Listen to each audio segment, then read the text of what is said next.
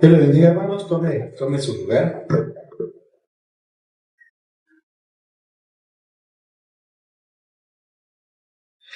Después de este tiempo de alabanza, un tiempo que nos reconforta en el espíritu, nos recuerda, ¿verdad?, del Dios que tenemos, del Dios que tiene cuidado de nosotros, nos recuerda su gracia, su misericordia, la obra que ha hecho con nosotros.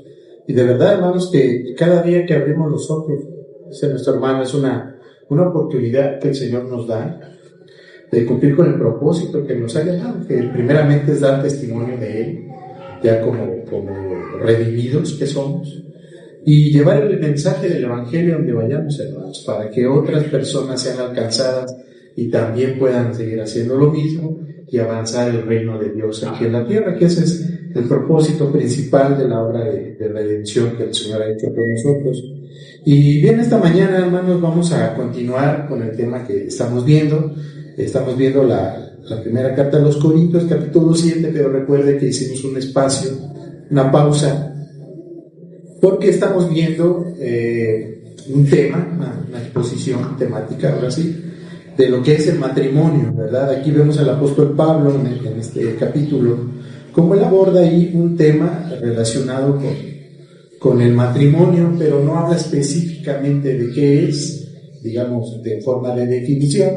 Así que creo que es buen momento, tomamos la oportunidad para poder definir qué es el matrimonio. Ya llevamos varias semanas, y si se recuerda, la semana anterior estábamos viendo un artículo, la exposición de un artículo que escribió el pastor David Mathis en una revista digital, donde él escribe. Este pastor está en la iglesia Bautista Belén, en Twin Cities, en Minnesota. Ahí él está pastoreando, donde él habla de una experiencia que tuvo cuando casó a una pareja, que usualmente la pareja escoge un versículo favorito para que sea expuesto el día de la ceremonia, pero en esta ocasión le dejaron ese trabajo al pastor y él usó 7 versículos para representar lo que es el matrimonio. Y la semana pasada empezamos a verlos, alcanzamos a llegar hasta el versículo 3, hoy vamos a ver el 4, aunque voy a retomar una pequeña parte del 3 para recordarnos, hermanos, cuál es uno de estos puntos que estamos viendo que es muy importante en la relación de matrimonio. Para continuar, hermanos, primero lo que quiero hacer es que vayamos a orar y luego ya damos paso a la exposición. Vamos a orar, hermanos. Dios Todopoderoso, Padre, esta mañana nuevamente venimos delante de tu presencia, Señor, rogando de tu Santo Espíritu, Señor, que nos des entendimiento de tu palabra, Señor, que nos des comprensión del tema, Señor, pero más que solo entenderlo, Señor, que podamos llevarlo a nuestras vidas de una forma práctica, Señor, estos consejos que tú nos das, Señor, por medio de tu palabra, para que podamos en nuestros matrimonios, en nuestras vidas de pareja, Señor, representar la obra del Evangelio, Señor, donde el matrimonio representa la unión de tu Hijo Jesucristo con su iglesia, Señor. Ayúdanos a comprender, ayúdanos a aplicarlo a nuestras vidas, Señor. Gracias por el tiempo de exposición. Oramos por méritos de Cristo, nuestro Señor Jesús. Amén. Amén. Bien, hermanos, pues nos quedamos la semana pasada, terminamos en el versículo 3. Le voy a pedir que me acompañe a recordarlo en Mateo capítulo 3. Es Mateo capítulo 19, versículo 6. Y así muy rápidamente lo vamos a ver.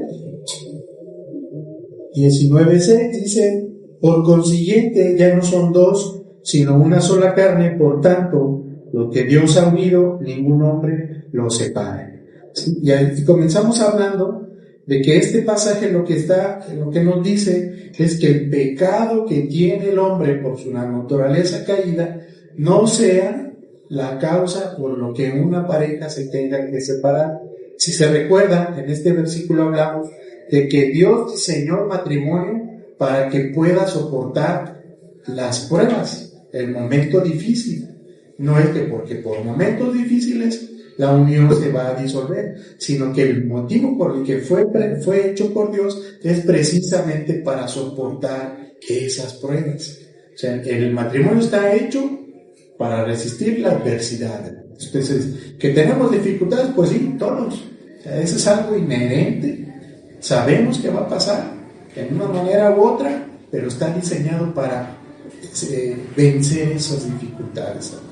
Siempre y cuando nos apeguemos al plan de Dios, que es donde Él nos va a guiar con su palabra, cómo es que debemos de solventar esas dificultades. Y en este versículo, el pastor Matis da unas recomendaciones. Por ejemplo, dice: para los esposos, Dios llama a cada hombre a cuidar y a proteger a su esposa y su matrimonio con celo santo. Debe tener un especial cuidado de protegerlos, ¿sí? Incluso hablamos la semana pasada que un trabajo del varón es que debe ser el último en dormirse, en acostarse. Debe vigilar el hogar, debe vigilar la familia. Y después de que se cerciore que todo está bien en el hogar, que ya verificó que no falte alguna situación, algo muy práctico, incluso dimos el ejemplo de tanto así de verificar que no haya fugas de gas, que estén cerradas, las luces apagadas, las puertas cerradas, está vigilando, es algo práctico. Pero también espiritualmente, a la hora de dormir, doblar sus rodillas y orar por él, su pecado, y por su familia. Entonces, este es el sentido del celo santo, de que el varón debe proteger el hogar, su matrimonio, su familia y su esposa. Primero, de su propio pecado debe de guardarlo, por eso es que debe de orar por él. Cuando vamos a orar, hermanos, que vamos allá a dormir o tiene su tiempo devocional, usted ora por usted mismo. Que el Señor lo ayude a santificarse, a tener una mejor relación con Dios, que lo guarde de su pecado, que lo redarguya, que le dé sabiduría para poder dirigir su vida y su llamado, ¿verdad? Sí, su familia, su trabajo, que seamos diligentes en dejarnos guiar por el Señor.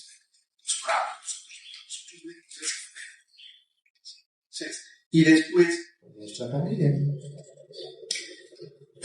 Para las esposas, bueno, antes de esto, si el hombre peca o el varón peca en el matrimonio o la mujer peca, que va a suceder, no son pretextos para excusarnos. Decir es que, pues ve, él no se comporta al llamado, no cumple este rol, pues entonces pues yo dejo de cumplir el mío también. No es así, no es el pretexto de dejar de cumplir mi rol porque el otro no lo hace. Y esto se da más, siempre pasa en todos los matrimonios, pero se da más cuando son matrimonios mixtos, donde uno es creyente y el otro no. Recuerdo un compañero, es un amigo de Moroleón, es arquitecto. Cuando estábamos estudiantes, vivíamos en la misma casa y de repente platicábamos de cosas, y él decía que su familia es una familia así, mixta. Su papá era testigo de Jehová y su mamá católica. Entonces, son cosas curiosas cómo es que, no siendo de la misma fe, puede llegar a unirse y ponerse de acuerdo. ¿Qué tiene que pasar para que no lleguen a tener conflictos, hermanos? Incluso la forma de abordar los problemas son de diferente manera entre uno y otro. Entonces, él era ateo, pues ¿qué esperábamos, no? Entonces, lo que hagamos con nuestra vida espiritual, lo que creamos, sí va a repercutir. Entonces, él era muy tranquilo, el muchacho, el hombre, pero él no creía nada de espiritualidad. Entonces, tenía por un lado el ejemplo de la mamá, por el otro lado el del papá, que son totalmente opuestos. Pues, y en el medio, pues, ¿qué hacía? Ya está a una edad de decisión, 18, 19 años, pues él no quería nada. Entonces, lo que hagamos va a afectar a nuestra familia, hermanos. Entonces, cuidado con eso. El Señor nos llama a no unirnos en yugo desigual. Eso es bien, bien interesante. A ver si alcanzamos a comentar algo al final. Es bien, bien interesante. Y probablemente ese pasaje, en 2 Corintios 6, pudiéramos estarlo interpretando de una manera equivocada. A ver si alcanzamos a ver algo, ¿sí? Entonces, el pecado de uno no es una justificación para no cumplir yo con mi ley, ya sea del hombre o de la mujer. Para las esposas, los fracasos de él no son excusa tampoco, y el hombre y la mujer estarán unidos y serán responsables del uno del otro mientras vivan. Yo soy responsable de cuidar a mi esposa es responsable de cuidarme a ella. Si yo no lo hago, ella debe cumplir su rol.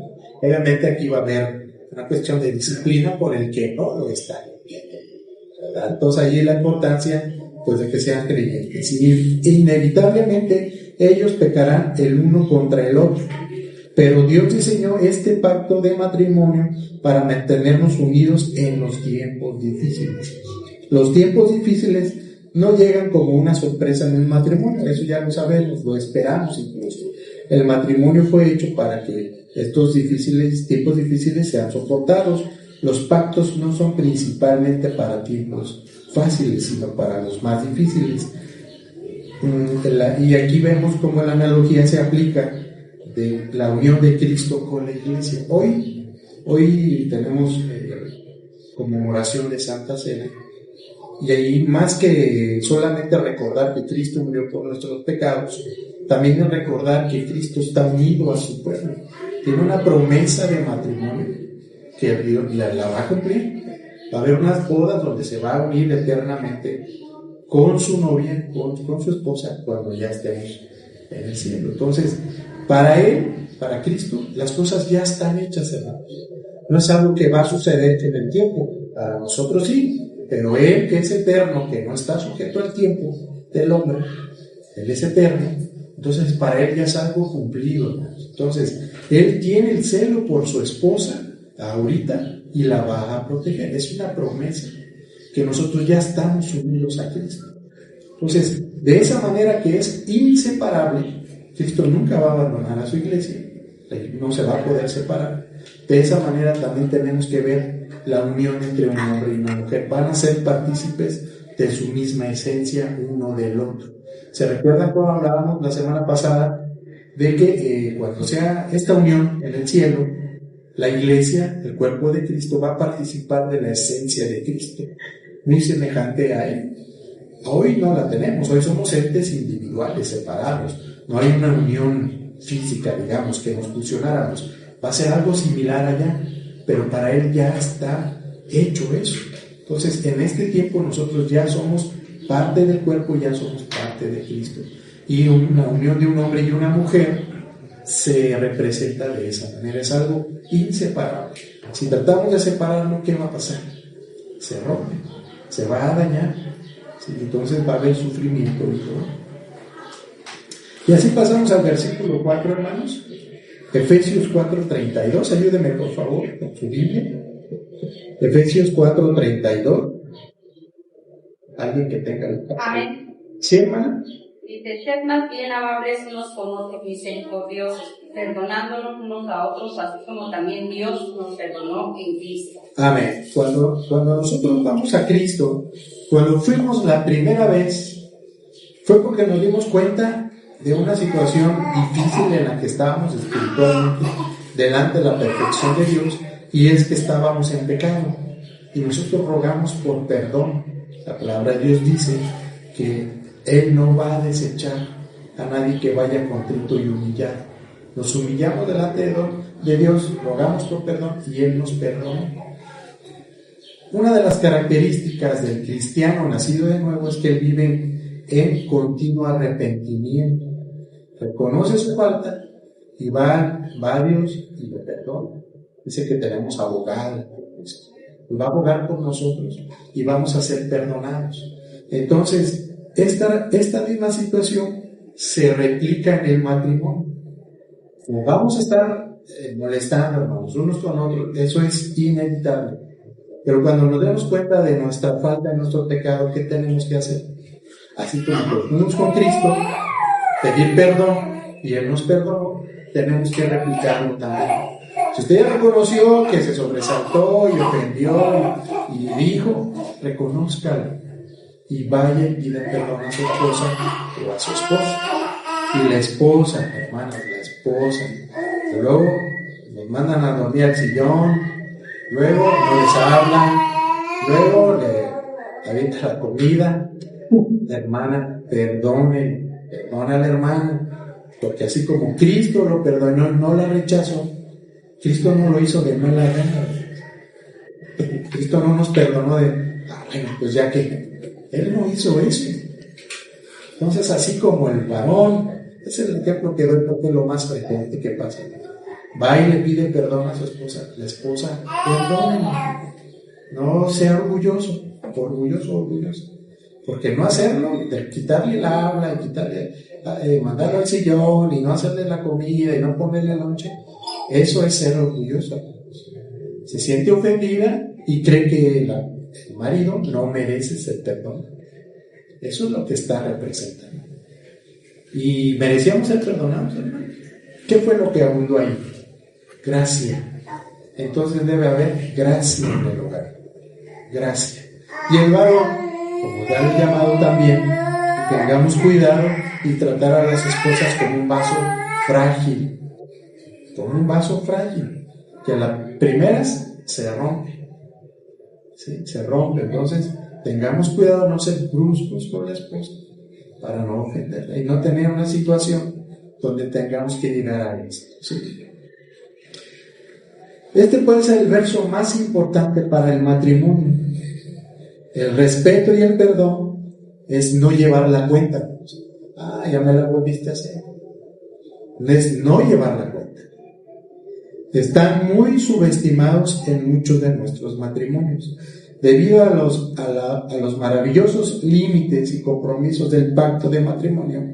Los esposos pueden sentir el impulso y la tentación de ser malos el uno con el otro, de arremeter contra ese cónyuge obstinado que siempre está ahí y parece hacerse la vida más difícil. Pareciera como si hubiera alguna intención de a propósito, ¿sí? Pareciera. Sin embargo, en la visión de Dios para el matrimonio no hay lugar para la maldad o el desprecio entre un esposo y una esposa. Sí puede haber corrección amorosa, con gracia, hermanos. Cuando Dios nos disciplina porque no sabe, nos corrige porque no sabe. Sí puede haber conversaciones difíciles, y las va a haber. Sí debe haber perdón solicitado y otorgado. No le niegue el perdón y no se niegue de pedir perdón. Regularmente, incluso a diario, pero nunca debe haber maldad, debe haber maldad, desearle algo malo. Los esposos y las esposas que están en Cristo saben que Dios trata con ellos amablemente todo el tiempo. Eso no significa que la vida juntos no será difícil. Así también en Cristo siempre debemos buscar ser amables unos con otros. Respeto. Cuando se pierde el respeto, hermanos, de verdad es bien difícil recuperarlo. De verdad es extremadamente difícil. Si se pierde la confianza, de verdad cuesta mucho trabajo. Debe haber ahí de verdad una obra de Dios, no puedo decir excepcional, sino sobrenatural, que es lo que Dios hace, para que pueda otra vez nuevamente recuperar el respeto y la confianza. ¿Sí? Una secretaria de mi trabajo, es cristiana ella, va a una iglesia en Morelia, me platica de sus hijos. Tiene unos hijos jóvenes de los 18, 20, 22 años. Y pues los dos hijos ya juntados, porque hablábamos que ya la gente no se casa. Y pues como la muchacha, que es la menor, que debe andar unos 19, 20 años, ¿cómo se lleva con su marido? ¿Cómo se le dice cuando están juntos? No sé, con su marido, con su esposo, que no está casada, ¿sí? Su amigobio, ¿sí? Pues viven juntos, su pareja.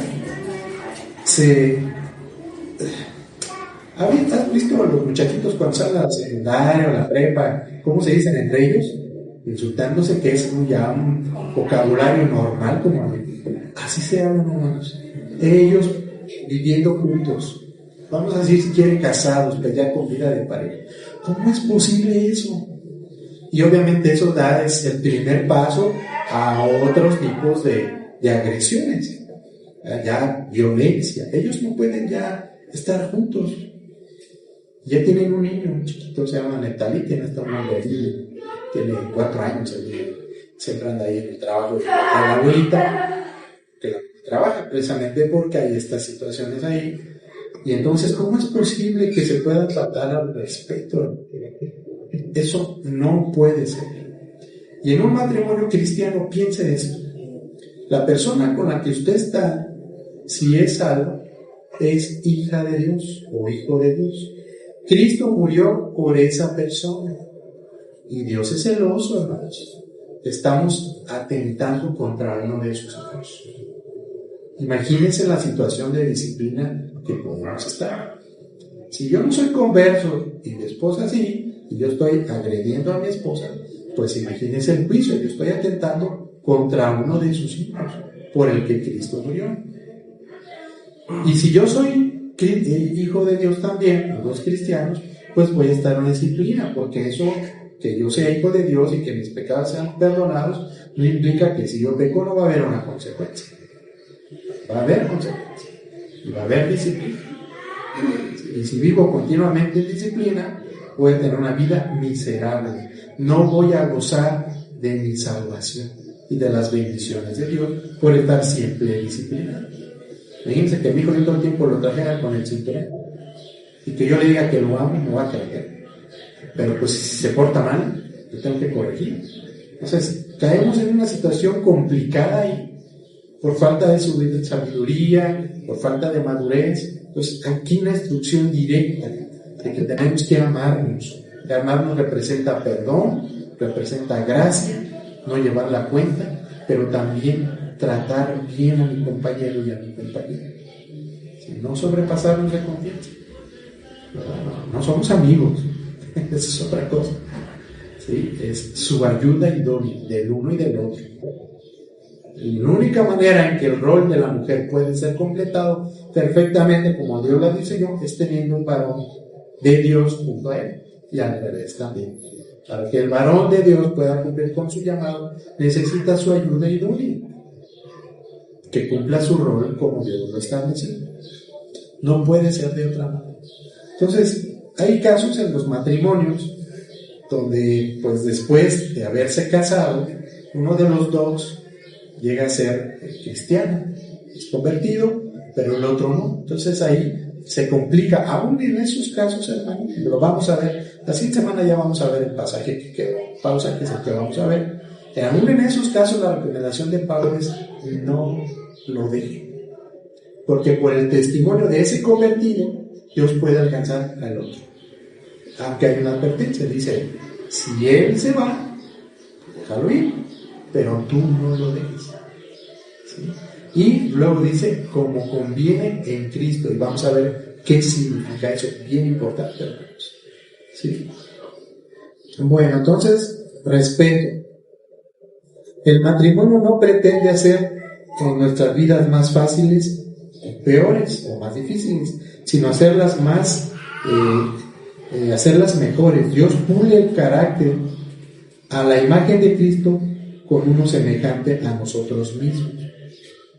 ¿Sí? Porque Dios quiere. ¿Por qué me pone a mi esposa? Es el medio de gracia, que no son castigos, es un medio de gracia que Dios pone para que mi imagen sea pulida de la imagen de Cristo. ¿Sí? Para desarrollar las virtudes del carácter de Cristo en nosotros. Sí, vamos a Colosenses 3, 19, hermanos. Colosenses 3, 19. Sí, hermanos. Marido, amad a vuestra mujer y no seáis ásperos con ella. Amén. Dice: el llamado específico de Dios al esposo es amar a su esposa. El amor no es solo un afecto espontáneo, no es hablar de solamente emociones o sentimientos, también implica una decisión. Yo tomo la decisión de amar a mi esposa con todo lo que eso implica. Quiere decir perdonarla, quiere decir tratarla bien, con respeto, todo lo que ya hablamos, hermanos. Es afecto y nunca menos, pero es más que eso. También es lealtad al pacto y actuar en sacrificio. Quiere decir que nos va a costar trabajo, sacrificio. En los peores momentos de un marido se verá tentado a ser pasivo o severo, o no hacer nada, o que se le pase la mano, ¿sí? Lo que su esposa necesita de él y lo que Dios le llama a ser como hombre es ser gentil y no duro, activo y no pasivo, ser activo con suavidad. La gentileza no es una debilidad, la gentileza es fuerza bajo control para fines que dan vida. La gentileza es una fuerza admirable que el Espíritu de Dios desarrolla hasta convertirla en una madurez más admirable, ser mansos y humildes. Entonces, el pastor Miguel Núñez, para representar esto, habla de un caballo salvaje. Un caballo salvaje es un animal grande, fuerte, pues bronco. Si alguien intenta subirla, pues lo va a morder, lo va a patear, lo va a pisar, lo va a pegar, lo va a maltratar, lo puede dañar. Pero ¿qué pasa con ese mismo caballo cuando ya es domado? Sigue siendo el mismo caballo, sigue teniendo la misma fuerza, lo puede dañar, lo puede morder, lo puede maltratar, pero él decide no hacerlo. Controla ese ímpetu y ahora es dócil y se deja dominar. Entonces, en este caso, que nuestro carácter no nos domine y seamos gentiles, ya sea de no hacer nada, dejarla pasar, no me importa, o ser duros y ásperos, que casi siempre es ese lado, ¿sí o no? Por eso está ahora lo de los feminismos, según en respuesta al machismo del hombre. Pero pues no fue de a gratis, hermanos. El hombre, por no cumplir su rol, pues fue lo que pasó. Está cosechando las consecuencias de haberse apartado de la dirección de Dios y hacer las cosas como él cree que deberían hacer. Y la mujer que no es diferente. Dice, la esposa es heredera con su esposo de la gracia y de la vida, y Dios llama a vivir con ella de manera completa, mostrando especial honor y cuidado hacia ella. Primera de Pedro 3:7, vamos a buscar esto, por favor. ¿Sí, hermano? Sí, la bonita palabra del Señor. Vosotros, maridos, igualmente vivid con ella sabiamente, dando honor a la mujer como a vaso más frágil y como a coherederas de la gracia de la vida, para que vuestras oraciones no tengan estorbo. Amén. Dice que es coheredera, quiere decir que las mismas promesas que tengo yo, las tiene ella. ¿Sí? Otra vez, ¿puede otra vez repetir? ¿Perdóname? Sí, hermano, por favor. Vosotros, maridos, igualmente vivid con ella sabiamente, dando honor a la mujer como a vaso más frágil y como a coherederas de la gracia de la vida, para que vuestras oraciones no tengan estorbo. Ajá, amén. Gracias, hermano. Dice la nueva Biblia de las Américas, viva de manera comprensiva, entendiendo pues, con sus mujeres como un vaso frágil, puesto que es mujer. O sea, la mujer es sensible emocionalmente, a eso se refiere. Quiere decir que fácilmente podemos afectarle en eso. Dándole honor por ser heredera con ustedes. Que significa que muchas veces cuando somos bruscos, de verdad, hermanos, que sí podemos caer en una situación que podemos humillarlas, hacerlas sentir menos. Y recuerden que es hija de Dios, dice que es coheredera, tiene las mismas promesas que yo, que usted. ¿Sí? De la gracia de la vida, salvas por gracia, para que sus oraciones no sean estorbadas. Si yo soy brusco con mi esposa, no le pido perdón cuando la ofende, no le ayudo en los quehaceres de la casa, no la trato bien, ¿cómo es que el Padre va a escuchar mis oraciones? ¿Cómo es que pretendo yo que sean contestadas? Si yo no estoy mostrando la gracia que Él tiene conmigo, o con Cristo conmigo, o Él conmigo, esa misma gracia con mi esposa. O sea, ¿cómo es que me pides que te perdone? Tú no eres capaz de perdonar. ¿Cómo es eso? Entonces es una incongruencia eso. Colosenses 3:18 es la continuación, ahora es para las hermanas. Es el versículo 6, ya casi terminamos, hermano. Colosenses, hermana. Dice, mujeres, están sujetas a vuestros maridos como conviene en el Señor, amén. Gracias, hermano. El llamado de Dios a una esposa es afirmar, recibir y nutrir el liderazgo amoroso de su esposo en el matrimonio. Es lo que les decía, hermano. Si el varón está llamado a cumplir su propósito como hombre en el hogar, en el ministerio, necesita de su esposo. Es oído y no. Muchas veces, de verdad, mi esposa me dice, es que hiciste así. Yo no me doy cuenta. Y ella sí. Pues no digas así. Mejor dice, yo no me doy cuenta. Y ella me está cuidando. Me está cuidando que mi ministerio, el trabajo que estoy haciendo, sea más conforme a Dios. Yo soy una persona caída. Yo voy a decir cosas, voy a hacer cosas, usted va a ver cosas, pero ella me está cuidando. Y a lo mejor usted no tiene la misma confianza para decirme, aunque lo vea, somos muy amigos, muy cercanos, que lo que tiene mi esposa. Entonces, me está ayudando y ella está participando de su llamada. Ese es su ministerio. No es que la esposa del pastor sea la pastora y luego se ponga acá a predicar. No es así. Es cuidar a su marido. Sí, que tiene ministerio, sino pues es el trabajo que Dios le comete, Dios le dé. Su marido es único para ella. Dios no llama a una persona a someterse a todos los hombres de ninguna manera, solo a su propio esposo. Quiere decir aquí que la mujer, recuerden que estamos hablando del llamado a la mujer a someterse a su marido, es solo a su marido, no a todos los varones. Y luego dice, como conviene en el Señor. ¿Qué entiende usted eso? Las ordenanzas que demanda la Biblia, hermano. Si hay violencia en el hogar, y si la mujer es cristiana y el hombre no, dice, como lo conviene en el Señor. Sería conveniente que aún viendo esta situación, ella esté sujeta. Corra por su vida. Es cuidar la integridad y la dignidad también. Primero humana y después cristiana. Entonces eso significa que conviene en el Señor. Quiere decir que si está en peligro, puede salirse y debe salirse. Yo voy a decir algo aquí que voy a ser responsable completamente de lo que voy a decir. Esto yo lo voy a decir. Esto, como dice Arthur Sproul, no inspirado, ¿cómo dicen cuando son los libros no inspirados? Lo que voy a decir es apócrifo. Para mí esto es faltar al punto, ser infiel, y este es un motivo para divorciarse.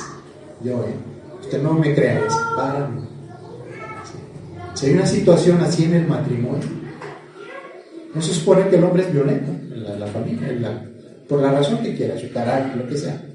Pero la mujer es cristiana, ha tratado de caminar, pero esa situación pues, tiene peligro, aunque el hombre no esté con otras mujeres. Para mí eso es justificación para que se salga del hogar y se divorcie, porque está faltando al pacto. El pacto era cuidarse uno con otros. No es así cuando van al templo, ¿cómo les dice? Cuidarás en la salud y en la enfermedad hasta que uno se muera. Están faltando al pacto. Entonces, si están faltando al pacto, si hace usted negocio con alguien, le compra o le vende, si uno de los dos no cumple con lo que quedaron, usted está obligado a seguir negociando con él. Si usted va a comprar una bicicleta y le decían que costaba 10 pesos y al momento que ya vaya a pagarla, ¿sabes qué? Ya está en 12. Está obligado a comprar la bicicleta. Alguien de ahí ya no cumplió con lo que habían pactado. Entonces, esto es apócrifo. Yo lo digo, soy totalmente responsable. Si un día el Señor me reclama por haber dicho esto, ¿sí? Entonces, para mí esa es justificación. Porque además hay peligro. Yo no creo que sea el solo caso de que nada más sea violento, por lo general hay algo más. Y si es al revés, que es poco frecuente, pero pasa también. Que el varón sea cristiano y la mujer no. Yugo desigual. Yugo desigual. Y a ver si alcanzamos a ver qué es eso. Efesios 5:22, hermanos, a ver si alcanzamos a ver los versículos todos, pero unos son los dos. 5:22. Sí, amén. ¿Sí, hermana? Las mujeres estén sometidas a sus propios maridos como al Señor. Como al Señor. Entonces, al Señor es con obediencia, con respeto, tratarlo de complacerlo, etcétera, etcétera. Primera de Pedro 3:15. Primera de Pedro 3:1. 3:1, por favor. Sí, amén. Dice: asimismo vosotras mujeres estad sujetas a vuestros maridos, de modo que si alguno de ellos son desobedientes a la palabra, puedan ser ganados sin palabra alguna por la conducta de sus mujeres. Amén. Lo que estamos hablando, pero otra vez, como conviene en el Señor. Con cuidado, con cuidado. Colosenses 3:18. Es el que acabamos de leer. Mujeres están sujetas a sus maridos como conviene en el Señor. Entonces aquí hay, en diversos versículos, el Señor nos está mostrando que esa debe ser la actitud de la mujer. Sí, no es un sometimiento absoluto, hermanos, ¿no? Sino, ¿qué significa someterse? Dejarse guiar. Nada más es eso. No es, porque yo lo digo, no es así, es dejarse guiar por el varón. Obviamente, si es un varón cristiano, el cristiano se va a dejar guiar por el Señor, por su palabra, y va a andar conforme el Señor lo ha dispuesto para los dos. Él va a cuidar a su esposa, pero la esposa debe dejarse guiar. ¿Se acuerdan la semana pasada que decíamos cuál fue el pecado de Adán y Eva? El pecado de Adán es que no cuidó a su mujer. Su mujer se descuidó, fue engañada, ¿y cuál fue el pecado de la mujer? No se sometió a la dirección de su marido, porque ya le habían dicho que de ese árbol no podía comer. Hoy en día son los mismos pecados. En un matrimonio con problemas, si exploramos, vamos a llegar a caer en cuenta que eso es lo que está pasando. La mujer es contestona, le falta el respeto, hace lo que quiere. Una experiencia cercana a mi familia, un hermano mío se salía a trabajar todo el día, de la mañana hasta la noche. La mujer no le ponía lonche y se iba a trabajar, la mujer no trabajaba y se salía a andar con las vecinas en las casas, platicando, se iba al centro a pasear a Morelia, dando la vuelta, y el marido pues trabajando de sol a sol, ni siquiera le daba de comer, a veces llegaba acá con mi mamá y más bien andaba viviendo acá. ¿Qué hacía la mujer? Ese es el llamado que tiene aún en las no cristianos, hermanos. ¿Cómo se ve eso? Ellos ya están divorciados, obviamente. ¿Sí? Entonces, la mujer debe dejarse guiar para que el varón también pueda cumplir su propósito. Y el varón debe guiar y cuidar a su esposa con gracia, hermanos.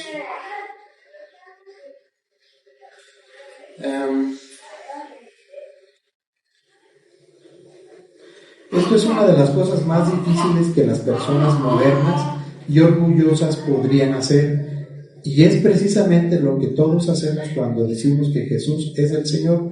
Nos sometemos a Él humildemente, mansamente y voluntariamente.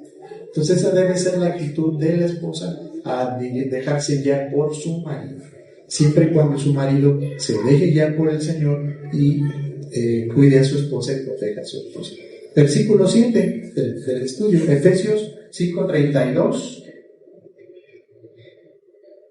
Efesios 5:32, hermanos.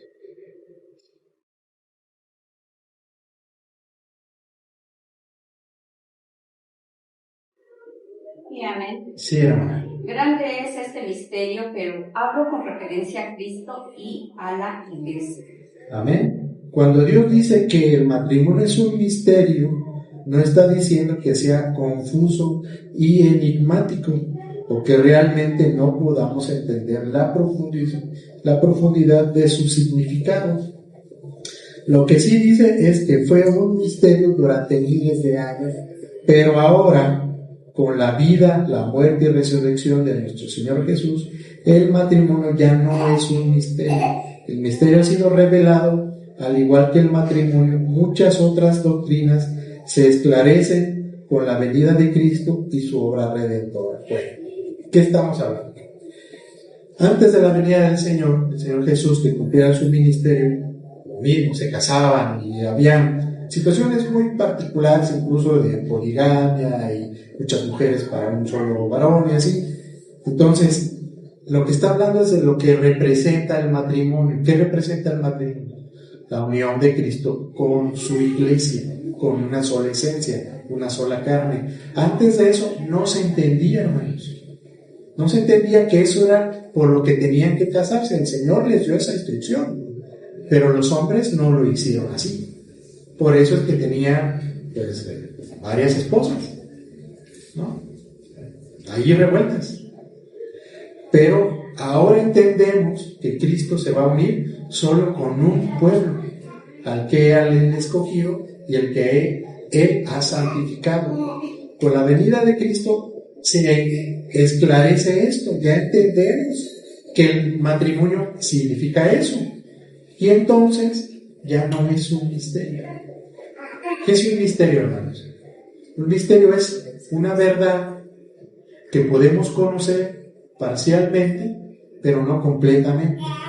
Eso lo usamos a veces para explicar la Trinidad o otras doctrinas primarias que tienen que ver con la salvación.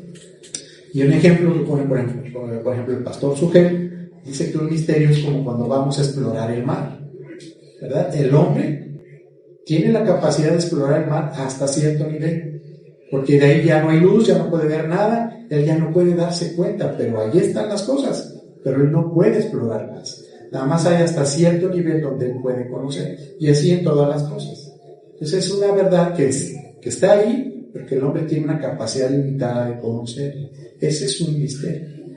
Entonces, el matrimonio es así, era un misterio, pero ya no, ya sabemos cuál es su propósito, y siempre tenemos que reflejar en nuestro matrimonio el Evangelio, hermanos. Si tenemos presente siempre eso, de verdad, créanme que los problemas van a ser menos, y cuando surge el problema, la solución va a ser de alguna manera más fácil, o por lo menos sabemos qué tenemos que hacer. Gracia, arrepentimiento, perdón. Gracia, arrepentimiento, perdón. Lleve eso a todos sus conflictos. Va a ver que las cosas van a cambiar, van a mejorar. A ver. El matrimonio es una relación desinteresada. El Salvador enseñó: nadie tiene mayor amor que que uno ponga su vida por sus amigos. Juan 3:15. Los matrimonios pueden aprender una poderosa lección de esta enseñanza. Como cónyuge que espera que dejes de lado tu antigua vida y que sacrifiques muchos de tus deseos personales por tus amigos más cercanos, en este caso el esposo y la esposa. Cuando más capaz sea de situar a tu cónyuge en primer lugar y de mantenerte centrado en el éxito de tu relación, más fuerte será tu matrimonio. Entre más cuidado tenga de mi esposa y de mi esposo, el matrimonio va a ir mejor. Sacrificándome, ¿sí? Yo tengo que dejar mis preferencias. Cuando buscamos novio y novia, ¿cómo le hacemos? La que me gusta, la que me trata bien, la que me quiere mucho. Si no medimos así, ¿cuál es la que va? ¿Sí o no, hermanos? Honestamente. Usted no va a buscarse una novia que lo trate mal, ¿verdad que no? Entonces, la medida, ¿quién es? Usted mismo. ¿Cuál es la característica de una novia o un novio cristiano que son prospectos para casarse? Un muchacho cristiano, jovencito, que quiere casar, va a buscarse una novia, va a buscar una novia cristiana. ¿Cuál debe ser el primer requisito, hermanos? Que ame a Dios más que todas las cosas. ¿En qué debe fijarse la muchacha? que ese muchacho ame a Dios. Si ama a Dios, va a tener cuidado de ella. ¿Sí? Y el muchacho, si ve que la muchacha ama a Dios, va a tener cuidado de ella. Entonces, sacrificio. Yo tengo que sacrificar muchos de mis gustos y mis preferencias. No es que el día sábado, después de trabajar, me voy con mis amigos a chelear. No. Si querías tus amigos, ¿por qué te casaste? Vete mejor con tus amigos. Si quisiste casarte es porque quieres estar con esa mujer. Y la mujer también. Que se van el día lunes o el día que sea con la mamá. Váyase con su marido, con los hijos. Se va ella con su mamá para descansar del marido, y el marido para descansar de la esposa y de los niños se va con los amigos a chelear al fútbol. Se van a ir al fútbol, váyanse en la familia. Hasta sirve que le da más pena que se lo bote. Cuidarse, hermanos, cuidarse. Un matrimonio cristiano no puede haber eso. ¿Sí?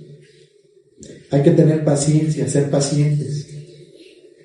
El matrimonio puede requerir un trabajo arduo, y lo es, pero recordar que se basa en el amor nos proporciona dirección y sobre todo tener entre vosotros ferviente amor.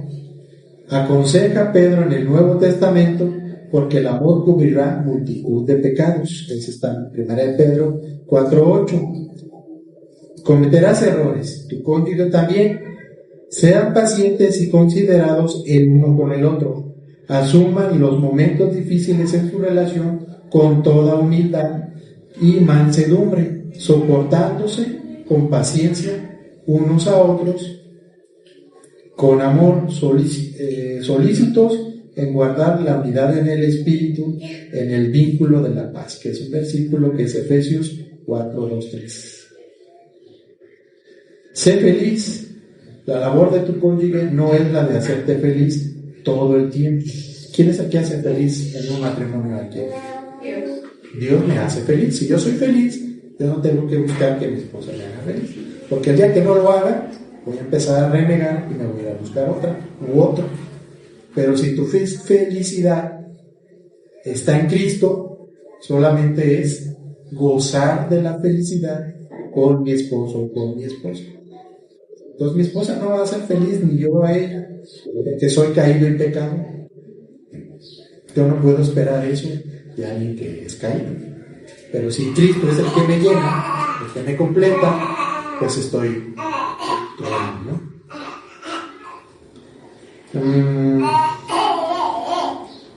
Así que dedíquense tiempo a hablar y a reír y a divertirse. Regocíjate con tu esposa o tu esposo de tu juventud, que está en Proverbios 5:18, y goza de la vida con él, con tu cónyuge, tu esposa o tu esposo, que amas todos los días de la vida. Eclesiastés 9:9. Hermanos, como vemos, el matrimonio no es una cosa fácil. Bueno, para los hermanos sí que dicen felices, ¿no? Sí. Dice Dani que ni los ha sentido felices. Y de eso se trata, ¿verdad? De eso se trata, de que sea la carga más ligera que sea posible. Si es en Cristo, va a ser así, porque mi conducta, mi trato va a estar guiado por Dios, por el Espíritu Santo. Y si llega a haber situaciones, la vamos a poder resolver. Gracia, misericordia, perdón, hermanos, todos los días. Gracia, misericordia, perdón. Todos los días. Todos los días. Y no es difícil, hermanos, pero ese es el propósito. A un joven, cuando llega es joven, anda buscando novia. ¿Por qué busca novia? Porque en su naturaleza está naturalmente estar en una pareja. Es algo natural del hombre. Pero si es con la dirección de Dios, para conseguir el propósito de tener una buena vida. Hay casos que a los meses se están separando. Ya andan de la greña, ya regresó con su mamá, ya regresó con su papá. Por no saber qué es lo que se busca con esto. No saber cuál es mi comportamiento dentro del matrimonio, qué esperar y cuál no. ¿Cómo tengo que buscar a mi Padre? Entonces, poner a Cristo en medio, poner a Dios en medio es para nosotros. No sé si en un momento podamos hablar de hubo desigual, pero ya vamos a terminar hoy, la siguiente semana, con el tema de hoy. La siguiente semana ya vamos a ver el pasaje, nos quedamos en 1 Corintios 7 para hablar ya de este tema, y ahí podemos abordarlo un poquito lo de hubo desigual. Así que, hermanos, pues tengamos gracia, seamos pacientes unos con otros, respetémonos, seamos considerados unos con otros. Dice la palabra que consideremos al otro como más importante que yo mismo. Cuidémonos unos a otros. Entonces, si regresamos a la casa, a la familia, a la casa de la mamá, pues ellos un día se van a ir. Si tengo hermanos, se van a casar y me voy a quedar solo. Eso debe ser más importante, Dios así lo hace. Es más importante la relación de esposo y esposa que de papás e hijos. Que ya es parte de mí, compartimos la misma esencia. Entonces, esto es algo de que habló, por ejemplo, la hermana del jueves, se estuvo hablando de eso también. Y es algo bien importante, que la familia es la base de la sociedad. Si se distorsiona ahí, si hay problemas ahí, pues el resultado es tener una sociedad como la tenemos. Familias desintegradas, sociedades desintegradas, descompuestas. Es imposible que pueda haber personas productivas que respeten si dentro del hogar no existe eso. Nada más llevamos afuera lo que tenemos adentro. Esa es responsabilidad grande, incluso socialmente, componer nuestros matrimonios. Y si es por la dirección de Cristo, pues es lo. Vamos a orar, hermanos, para terminar. Y así continuamos con la celebración, la conmemoración de la Santa Cena. Vamos a ver. Padre, esta mañana, Señor, nuevamente te damos gracias por este tiempo, Señor, de reflexionar en tu palabra, Señor, una enseñanza práctica, como toda tu palabra, Señor, que llevemos a nuestros hogares, que nos redarguya, Señor, si en algo estamos fallando, que seguramente es así. Señor, que nos recuerdes de tu obra redentora, Señor, la obra que hizo el Señor Jesús para salvarnos, que Él nos amó sin ver nuestros defectos, sin ver nuestros pecados, nos perdonó, siempre derramó gracia y misericordia, Señor, lo que nosotros debemos hacer todos los días, Señor, derramar gracia y misericordia a nuestra familia y pedir perdón, reconocer nuestras faltas, también ser perdonados, que sí, tú nos muestras todos los días en nuestras vidas. Gracias por tu palabra, Señor, gracias por los hermanos, gracias por el mensaje. Te damos honor y gloria. En el nombre del Señor Jesús oramos. Amén.